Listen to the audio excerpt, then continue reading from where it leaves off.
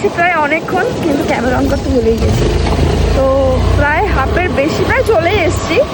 তো ভেবেছিলাম যাবো একটা জায়গায়, কিন্তু বেরিয়ে মনে হচ্ছে দুটো জায়গায় যাব।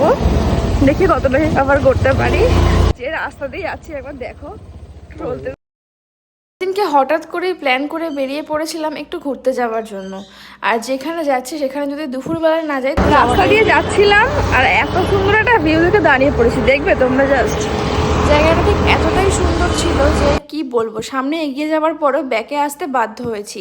সেখানে গিয়ে ফটো ভিডিও কিছু রিলস বানিয়ে আবার চলে এলাম মন্দিরের উদ্দেশ্যে। আর যেখানে যাওয়ার জন্য আর কি বেরিয়েছিলাম, এই মন্দিরটা আমরা ভাষা মন্দির নামে জানি, কিন্তু এটার মন্দিরের নাম হচ্ছে শ্রী স্বামীনারায়ণ মন্দির। এই ভিডিওর মাধ্যমে তোমরা পার্কিং চার্জ কেমন কি আর কেমন কি টাইমিং সবটাই তোমরা জানতে পারবে। যারা এখনও আসোনি অবশ্যই কিন্তু একবার দেখে যাও, চোখটা তোমাদের জুড়িয়ে যাবে এটুখানি বলতে পারি।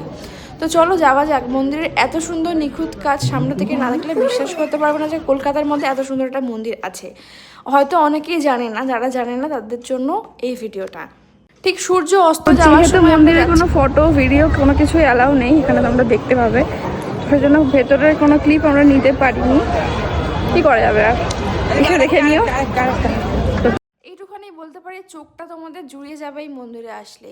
যেহেতু অন্য একটা জায়গায় যাওয়ার ছিল, তো এখান থেকে পপকর্ন আর চা খেয়ে আমরা বেরিয়ে পড়েছিলাম। ব্লগটা এখানেই শেষ করলাম, টাটা বাই।